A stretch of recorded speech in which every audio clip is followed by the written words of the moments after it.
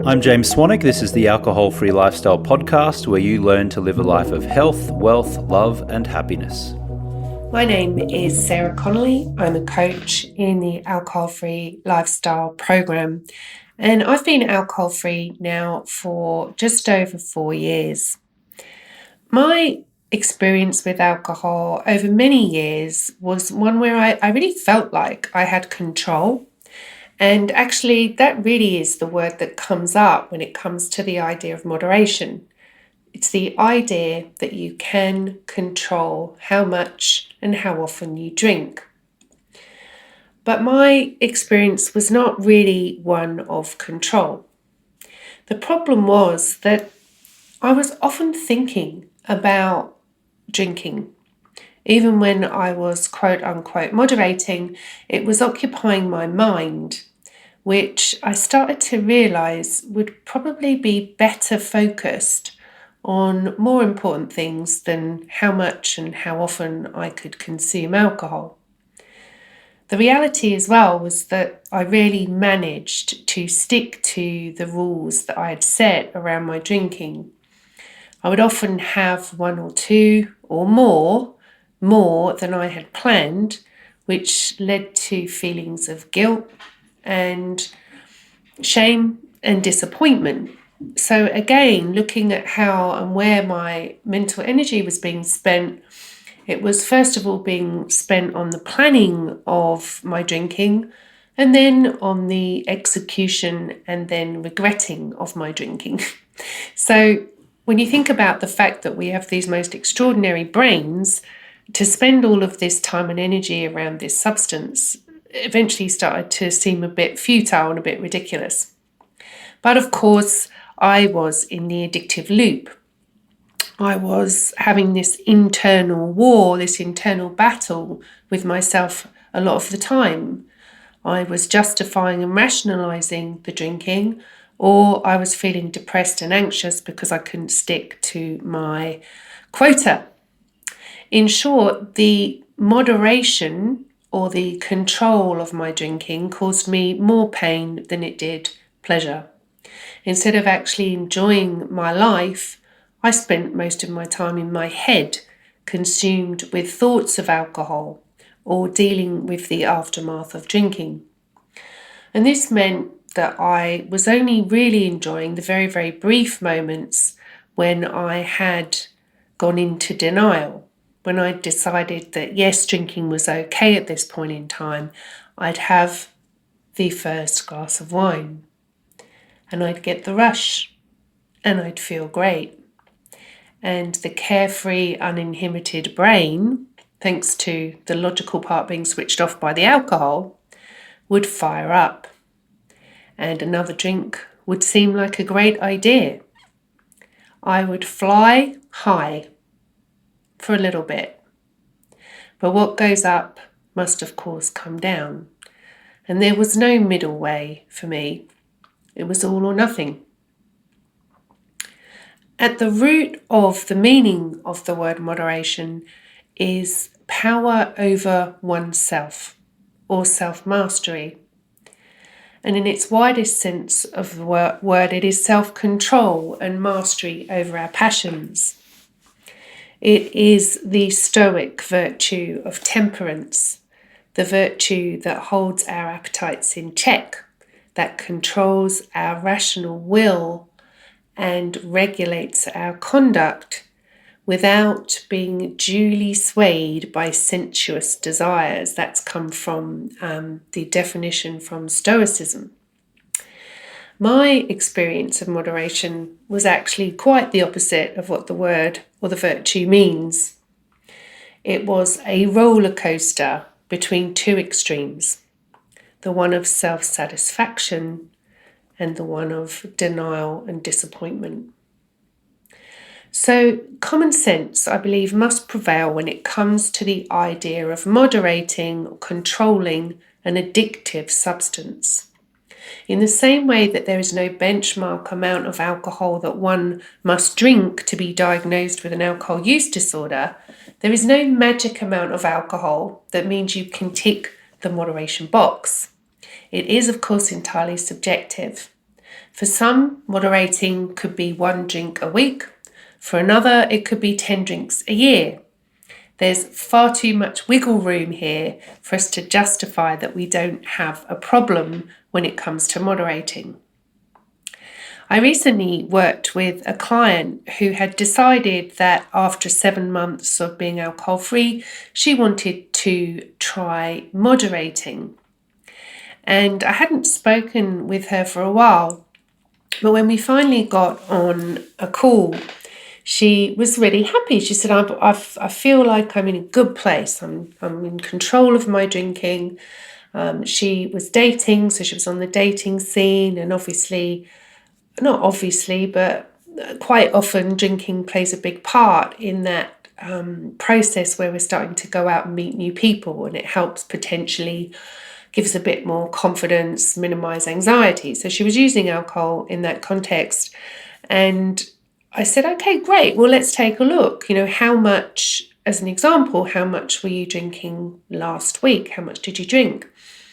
And as we went through, she discovered that in the last 7 days, she'd had over 10 alcoholic drinks.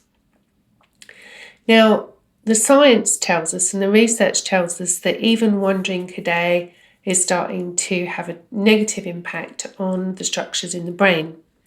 And her moderation that she'd felt really comfortable with was above that amount. And in that moment, I could see the sadness of this reality kicking in. That the idea of moderation for so many people is still highly detrimental to their physical and mental health. So this episode is really designed to share why moderation is so hard. I mean, we get why it's attractive and appealing because it gives us a sense that we are somehow in control of this habit, of this substance. But at the same time, if we really step back and look at it, is moderation an option if we are somebody who is experiencing regular negative consequences of our drinking? And I would suggest that realistically, with an addictive substance, moderation really is about balance. And you could argue that it's practically impossible for a human being to be able to achieve any kind of balance with a substance that so directly affects the natural homeostasis, which is the balance of the human body. Alcohol tips us out of balance no matter how much we consume. And so to be able to find a quote unquote healthy balance or healthy amount of drinking, or I'm not even sure what you would say, an amount of alcohol that doesn't make us feel as bad as we used to, it does seem a little bit bizarre. However, I do believe, I've never met them, but I do believe there are people out there who are entirely comfortable and happy with the amount they're drinking with no negative consequences that they can observe. And so for those people, perhaps this mythical third door is an option. But let's look at why moderation is so hard. In the first instance, as I've already mentioned, it's a highly addictive substance. So moderation of alcohol is by definition extremely difficult because it's extremely difficult to control an addictive substance. We add into that the human nature, which is instant gratification. We are designed to lean towards immediate, instant levels of pleasure and satisfaction above and beyond considering long-term consequences. So moderation in general, even of something that's not addictive, is really hard because we want things and we want them now. And when we add in the addictive component, it further exacerbates the problem. The moderation element requires us to delay our satisfaction, delay our gratification, or intervene at a point where we want more and say no more. And that is extremely hard, particularly with, as I've mentioned, a highly toxic and addictive substance. Added to this piece is the fact that for somebody that's been drinking for long periods of time, there are certain changes that happen in the structures in the brain and in certain neural pathways, and the production or inhibition of certain neurotransmitters. So when we drink again, particularly if we've had a period of time where we weren't drinking, these systems fire up and the neurotransmitters get very excited at the prospect of the huge surges of chemicals that come out of the consumption of alcohol. What that means is the body prepares for a large amount of alcohol to be consumed purely based on its past experience. So even if you only have one drink, the body and the body chemistry starts to fire up in anticipation for the 4 or 5 drinks that it was used to getting in a previous life or in the past month or couple of months. So this is why it becomes so one of the other reasons why it becomes so incredibly hard is because the body, you are fighting against your body chemistry. Your body chemistry is craving and surging, and all the different neurotransmitters are indicating to us that more is required, more is desired, and more is okay. And you're fighting all of those messages and trying to use the prefrontal cortex, the logical part of your brain, to maintain control. This obviously is extremely difficult because once you've had 2 drinks or more, that part of the brain is taken offline and shut down. So you're dealing with or trying to fight your body chemistry with very little ammunition, if any. This is where the shame loop starts to come in because there's this sense of I should be able to control this, where to all intents and purposes, once you reach a point of alcohol consumption, that ability, that willpower, that rational, logical brain is not available to you. Added to which your body's chemistry is surging and inciting you and pulling you to consume more. So probably the most common sense answer to why moderation is so difficult is the fact that moderating an addictive substance is kind of an oxymoron. This then leads to one of the other reasons why moderating becomes so difficult. Once you've gone through that stage of setting a boundary or setting a limit and sticking to it perhaps for a certain period of time, as I've explained, you're then up against body chemistry, and ultimately, unless you are really, really stoic and determined and willing to dedicate a huge amount of mental energy into not succumbing to those very, very powerful drives, and again, I don't really know anybody that's capable of doing this, then you are also then dealing with disappointment and shame and negative emotions as a result of your inability to stick to your limits. And anybody that knows anything about addictive behaviours knows that shame, disappointment, beating ourselves up and judging ourselves are the most fertile soil for continuing to indulge in destructive behaviours. So you have the desire to moderate, you're up against all sorts of different factors. You have the knowledge that the behaviour is destructive and bad for you, but you find yourself doing it anyway, and then you start to judge yourself for that and get yourself into a negative cycle. And then if and when life throws you a curveball or you feel stressed and upset and anxious about something else, it's even harder to walk away from that urge to drink and to keep drinking.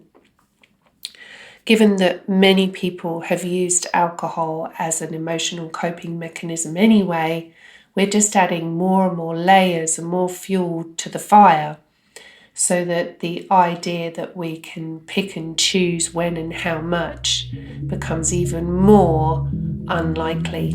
Hi, I'm James Swanwick. Have you downloaded my free Alcohol Freedom Formula yet? If not, you can go to alcoholfreelifestyle.com/guide. You can download it. It will outline the same process that we walk our clients through in our flagship 90-day Stop Drinking program. You'll also get an email from me each day with tips and tricks to reduce or stop drinking, to improve your health, nutrition, mobility, and lots of other great mindset techniques. That's alcoholfreelifestyle.com/guide. It's also important to take into consideration the power of our environment when it comes to our ability to moderate. If you are a non-drinker, and like myself, you've got enough experience under your belt and you've been out and you've navigated being alcohol-free in society for long periods of time, this becomes very, very easy. But in the early days, not drinking in an environment, in a society where most people are, it's incredibly hard to not drink, and equally, perhaps not quite as hard, but definitely hard to try and moderate. So as an example, if you're somebody who really is determined to only have 1 or 2 glasses of wine, you may decide you're going to drive to a social occasion in order to keep you in check. And it's a good strategy. However, once you've had that 1 or 2 drinks, and I see this happen all the time, as I mentioned earlier, the prefrontal cortex goes offline, the decision-making, rational part of the brain, and you start to feel, a bit loose and a bit more happy and less stressed.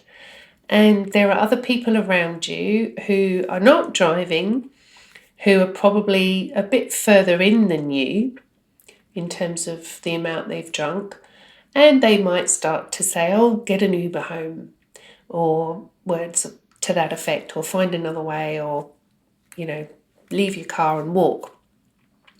And because you're already a couple of drinks in, you feel a lot more open to these suggestions, and you fired up that body chemistry, and your body's saying, yes, please, give me more. And you've got other people around you saying, go on, just have another one. And the idea of not drinking more becomes more painful than leaving your car and walking home or whatever. The idea of tempering your consumption, slowing down, or not having any more, becomes hard and difficult and painful. And the antidote to that pain is obvious, and it's there and it's easy, and so you just keep drinking. This is where moderation also is very, very challenging. In fact, I might take it back. I think perhaps it's even more challenging to just be having 1 or 2 than to be having none, because at least if you're having none, that's a clear boundary. When you're in an environment where people want you to drink because it makes them feel better, and because they think that if you're not drinking, you're not having fun, if you have the door even slightly open, but the fact that you're having 1 gives people permission to say, come on, just have 1 or 2 more. It's a bit more challenging for people when you are very clear on your boundaries to say, just have 1. Let's be honest. It's never going to be just one. So just as a quick recap, we have our natural desire for instant gratification that we're up against.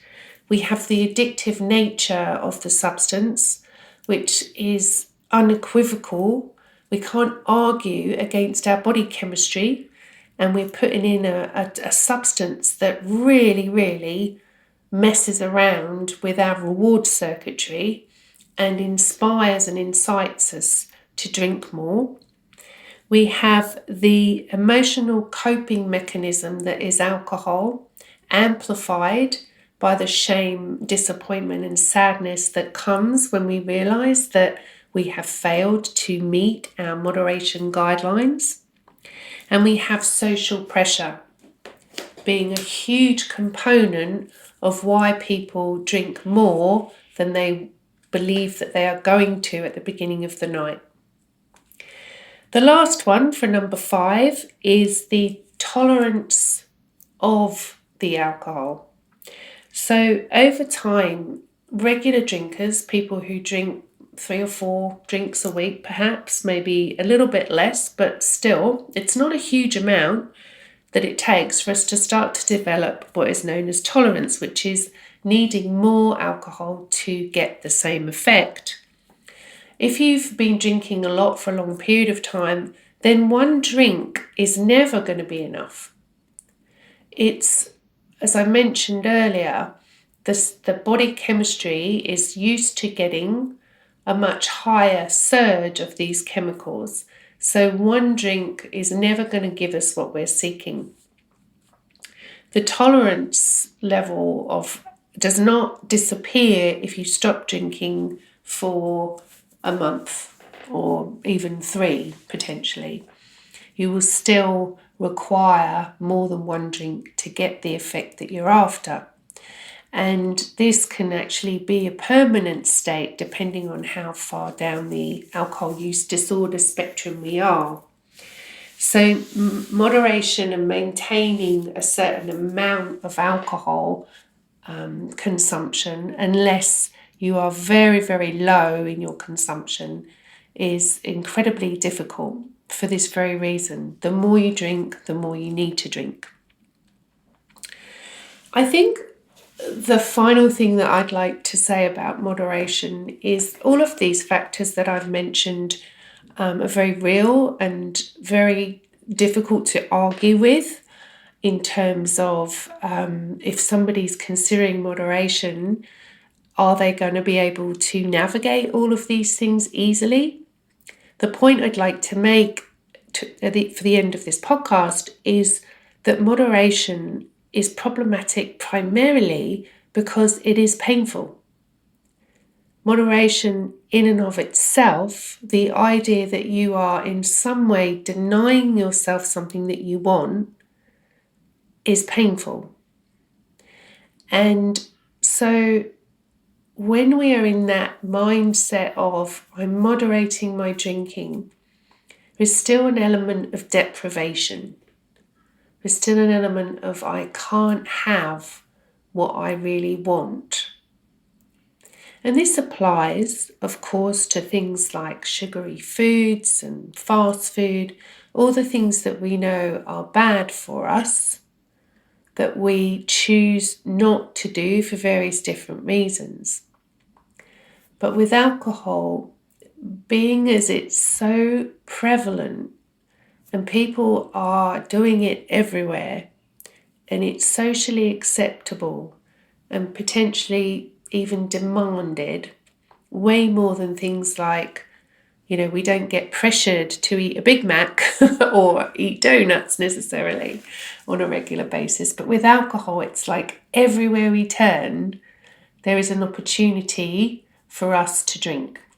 And therefore, there is the opportunity for us to be placed in a mental headspace of should I, shouldn't I, can I, can't I, will I, won't I, how much, how often, I don't want to, but I do.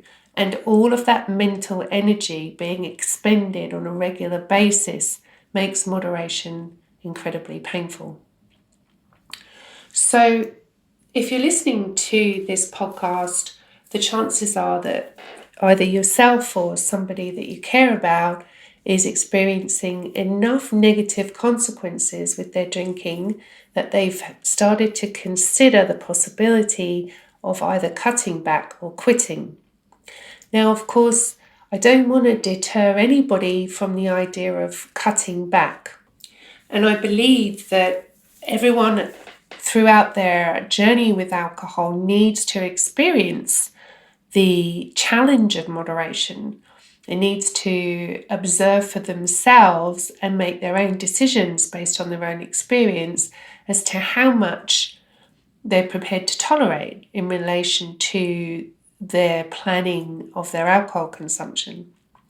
However, I do believe that it's important to be aware that moderation is not a matter of pure willpower. It's not a matter of whether you are quote unquote strong enough to manage your drinking. So as with all things, it's about being informed. And if you are struggling with moderation and have been for some time, hopefully some of these answers will give you some peace of mind that it's not just about you and your will. And for those of you that may be considering moderation, at least understanding these things will assist hopefully in you being realistic about this possibility and knowing that it is going to require an ongoing commitment. Being very clear and mindful about the goals that you set, practicing self-control in all areas of life to really reinforce and build the power of the prefrontal cortex so that it is more able to intervene as and when you are drinking and it has more power. Obviously things like meditation can really help with that. And gradually making very slow, sustainable change if that is possible for you and you're willing to put in the time and effort that it takes. I prefer for myself and for my clients to work on not spending my time and mental energy on trying to include this substance in my life for the sake of a few moments or temporary highs. But that is something that's happened over a long period of time. And I have, of course, attempted to find the third door on many occasions. So wherever you're at, the message is to, as always, be curious, pay curious attention to what's happening without judging yourself, without criticizing yourself, knowing that negative feelings, negative emotions driven by our perceived failures, especially when it comes to moderation, only serve to make us want to do these destructive behaviours more. So, all that said, moderation is about control. And control is about being conscious and mindful of our behaviours, whilst also being aware that there are many aspects of life, but also of addictive substances that we are absolutely unable to control. Thanks for listening to this episode. This is Sarah Connolly for the Alcohol Free Lifestyle Podcast.